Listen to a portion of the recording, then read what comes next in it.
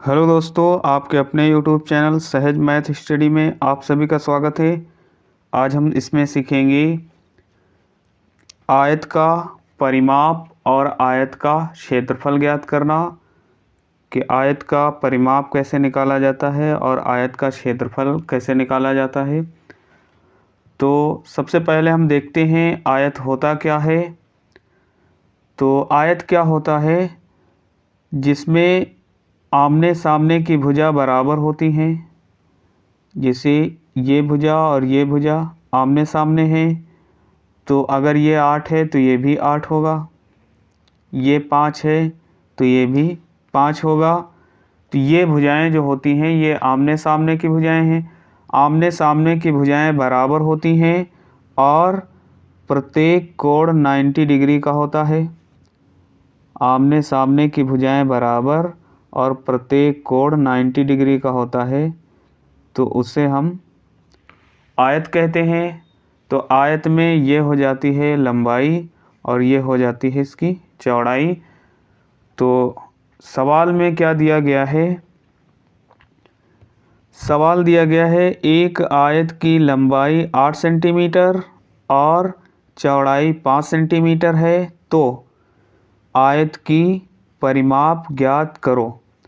तो आयत की परिमाप हमको बताना है, तो इसके लिए हमको क्या करना होगा? सबसे पहले हम लिख लेंगे जो जो चीज़ें दी गई हैं इसमें। तो यहाँ हम लिख लेंगे हल।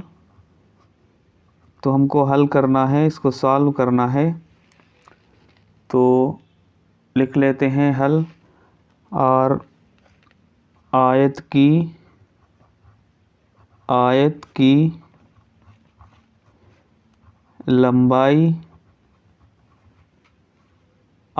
लंबाई बराबर दी गई है ये 8 सेंटीमीटर, तो हम लिख लेंगे 8 सेंटीमीटर लंबाई हो गई।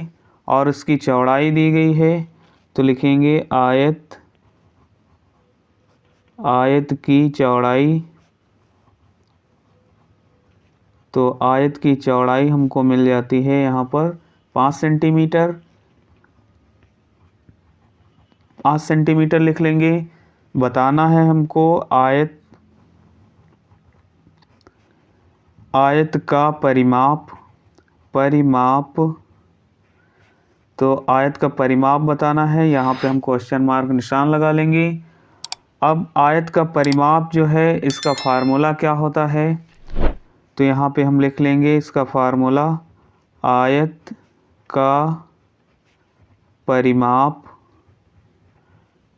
का परिमाप बराबर होता है 2 और ब्रैकेट में हो जाता है लंबाई प्लस चौड़ाई।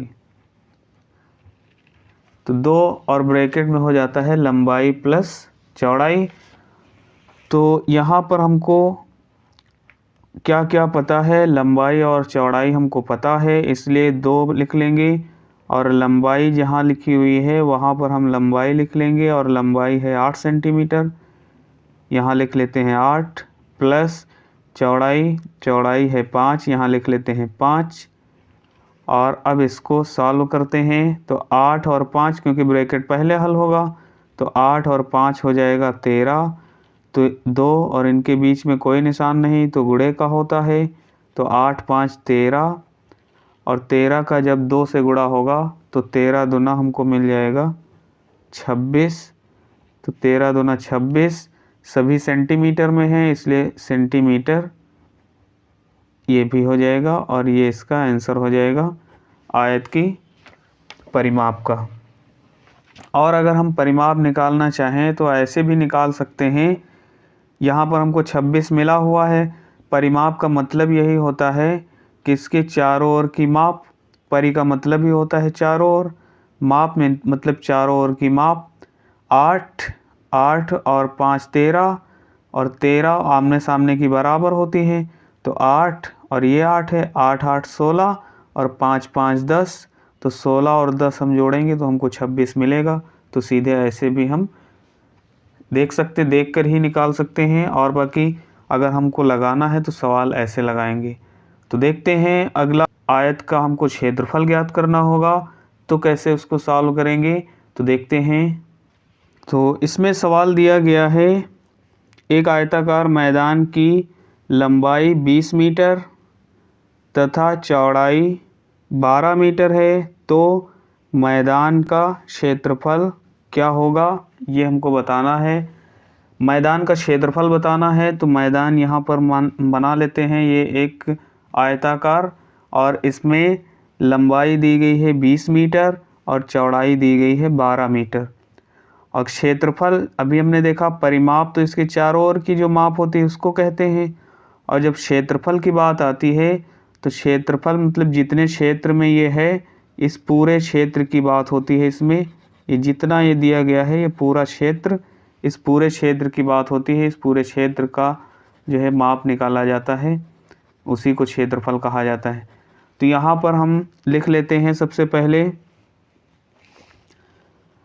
पहले हमको लिखना होगा हल, और फिर यहाँ पर जो दी गई है इसकी लंबाई, तो लिखेंगे आयताकार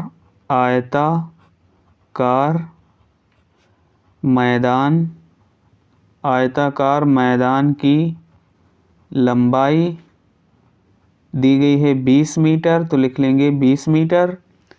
फिर यहाँ पे लिखेंगे आयताकार मैदान की चौड़ाई, तो आयताकार मैदान की चौड़ाई है 12 मीटर, लिख लेंगे 12 मीटर। उसके बाद आयताकार मैदान का क्षेत्रफल हमको बताना है, तो लिखेंगे आयताकार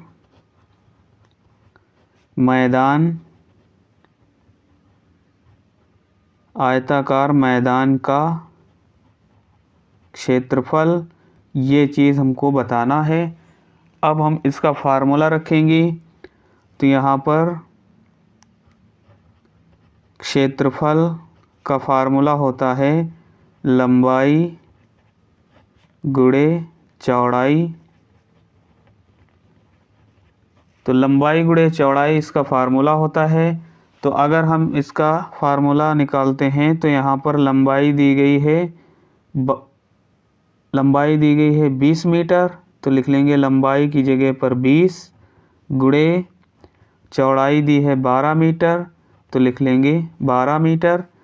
अब इनका आपस में गुणा हो जाएगा, तो 12 दूना 24, ये वाला ज़ीरो हम यहाँ बढ़ा लेंगे, तो 240 मीटर है, इसलिए यहाँ पर लिखेंगे मीटर।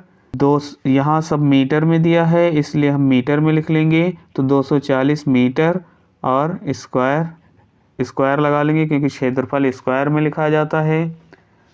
क्यों लिखा जाता है ये भी पता होना चाहिए। तो इसको इसलिए लिखा जाता है क्योंकि मीटर इसके साथ में भी है, मीटर इसके साथ में भी है, तो जब मीटर और मीटर का गुणा होगा तो आंसर में मीटर स्क्वायर आएगा, इसलिए मीटर की घात 2 हमेशा क्षेत्रफल में लिखा जाता है। तो ये इसका आंसर हो जाएगा। तो दोस्तों वीडियो अच्छा लगा हो तो वीडियो को लाइक करिए, ज़्यादा से ज़्यादा शेयर करिए। चैनल पर नए हैं तो चैनल को सब्सक्राइब ज़रूर करें। मिलते हैं अगली वीडियो में, तब तक के लिए बाय बाय।